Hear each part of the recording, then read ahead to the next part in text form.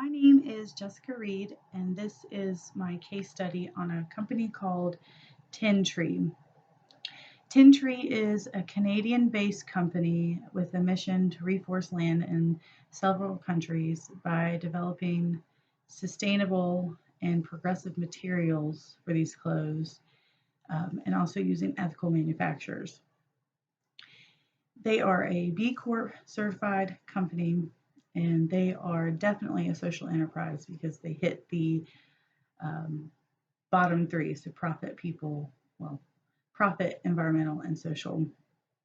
So their vision statement is they want to be beyond sustainability, to become the most environmentally progressive brand on the planet, and not just for themselves, but to change the entire clothing industry. And that starts with materials and also moves into the ethical manufacturing. And they don't want to just reduce the negative impact, but they want other companies to follow their lead and show that it's possible to make the profit and make clothes that are actually good for the environment and good for people. So, with every purchase from their clothing brand, they plant 10 trees. They don't actually plant the trees themselves. I'll go into that in a little bit, but they provide the funds too. Their goal is to plant 1 billion trees by 2030. And they also want to protect the world that they play in. And while these goals are good, I'm not sure that they're the best strategic goals. They, plant 1 billion trees by 2030 is a great thing, but how are you going to get there? And I don't feel that they do a good job laying that out on their website. And that's okay because they have other ways and methods to meet those goals. Um, so they use the eco materials that they talk about on their website are not just sustainable things like the coconut buttons. So to reduce plastic, they use coconut buttons, and they don't have to make them out of plastic. They come from coconut shells. Hemp, which is a known clothing company thing, people make hemp clothes all the time, but they use hemp in a way that doesn't require pesticides or herbicides. And then they also use cork trims. This was the most interesting part to me. Cork trims are from cork trees, and they're actually stripped from the tree, and that helps the tree grow. And then it's used in place of leather and zipper pulls and a few other places on clothing, because sometimes you just don't realize how many different types of material can even go in one pair of pants or a shirt or anything like that. So they also use eucalyptus trees, and eucalyptus trees can be grown in 1/5 of the amount of space that would be needed to grow the same amount of cotton for that same amount of produce the same amount of cotton to make the clothes. So with the cork trims and the eucalyptus trees, those are their progressive fabrics. That's they come up with these ways to reduce the need for other items. And I think that goes really well on changing the apparel industry and not just using the same things they have, but maybe supplying them with eco-friendly suppliers like the hemp. Um, so coming up with new ways to actually produce clothes is one thing that adds to their entrepreneur status. They aren't just redesigning the industry, they're coming up with, they're being a change agent in the industry. So ethical manufacturing, so they only work with socially and environmentally responsible factories. And they actually the factories have to agree to meet Tentree's code of ethics for them to work with them. And they have to let them come in for unannounced audits and produce transparent documents and documentation with these factories so that they know that they're getting fair hours for their employees, no child labor, fair compensation for the employees, and a safe work environment. I think people forget sometimes that you can have very unsafe work environments. Just because you're getting fair hours and fair compensation doesn't mean that you're necessarily always working in a safe place. So they're doing this through partnerships. So, like I said, they don't actually plant the trees themselves. They have partnered with several other companies, and these companies actually go into the local communities. So these are the companies that are actually going into Nepal and Madagascar and hiring people to plant the trees.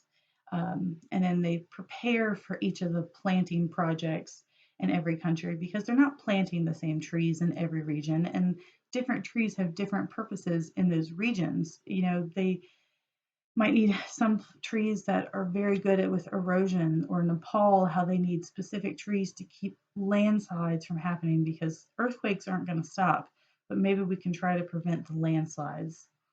And then they work with the people in the regions and provide the tools and resources to empower those people and locals, so they're not reliant on Tentree to come in here and keep providing these jobs.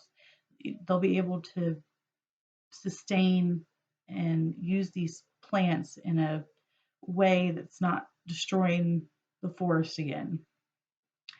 So, like I said, planting also, they hire the local villagers to be the planters. And I tried to find some information on how much they pay these people because one of the things Tentree talks about on their website is transparency. And they sent me to go search who they partner with to figure out how much these people are paid. And I feel like Tentree could do a much better job of providing the transparency on their website that they're so saying that they are experiencing and they want to provide, because it's kind of hard to find these things. And if they want to do reports on each of these projects, that would be better than listing quick facts about each of these projects. So in my PowerPoint presentation, the last few slides have some of their quick facts, and that's great that they provide this information, but there's got to be more out there, some, pros and cons, some things that they experience that they're having trouble with, or the amount of money that it takes to spend. And then the last one is protecting. They're empowering the local communities through education and teaching sustainable harvesting techniques to keep the trees alive while being able to use them for things like food and timber, and to keep them growing so they're not cut down again. They also have to provide security if they need to keep the projects protected. Now, their current impact they post on their website, which is great. It's wonderful to see that Madagascar, which is their largest project yet, has about 17 million trees planted already. That's wonderful. They're providing jobs and food. And what I did not know before I started this is that Madagascar is experiencing extreme erosion because the island is so secluded and the habitat is being taken down, that they have animals that nowhere else in the world has. They have plants that are nowhere else in the world has. So they've been rebuilding the forest to make sure that the animals have a habitat and that the people, the local communities, are there and can keep the erosion from happening on that island.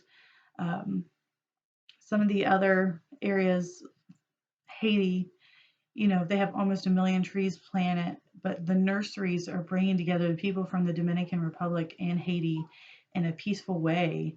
And it's reducing conflict, which is huge. Whoever thought that, creating a nursery in an area that has conflicts can bring two different types of people who normally could be violent towards each other are now bonding over trees. That's a great feeling. And then Nepal, like I said, the landslides there have killed, I don't even know how many people in recent years. And they've planted almost 2 million trees there. And they're focusing education about the trees to make sure that we can reduce the amount of landslides that are happening in an area like that. And then they're also planting trees in Canada and the United States, which I thought was kind of odd because, the other countries are places that need help and they don't have the money. But Canada and the United States, their focus is to reconnect the segments of the forests that have been cut down. So they're actually buying farmland and then reconnecting the forest so the animals and the wildlife can flow freely, which I thought was really neat. Like I said, I think that there are things that Tentree can improve on with their transparency. Um, they definitely need better goals. How are they going to meet 1 billion trees by 2030? Yes, it's a goal, but how are you going to get there? Where's your plan? They probably have a plan, but it's not on their website. They're doing a great job as a social enterprise. Like I said, they're focused on profit, they're focused on the environment, clearly, and they're focused on the people also, which is, the social part of it, coming in, creating jobs, creating agriculture, sharing that education, which is the backbone. But what problems have they come in contact with so far in these planting projects? That's not on their website anywhere. And how how are they fighting that to make it better? What are they doing to make this better? And if people stop shopping at Tentree, how are they going to make that goal by 2030? What other ways are they getting out there? How are they getting people to know about their brand and their product other than, I found it on a Google search? So that is my social enterprise case study on Tentree, and I hope you enjoyed it.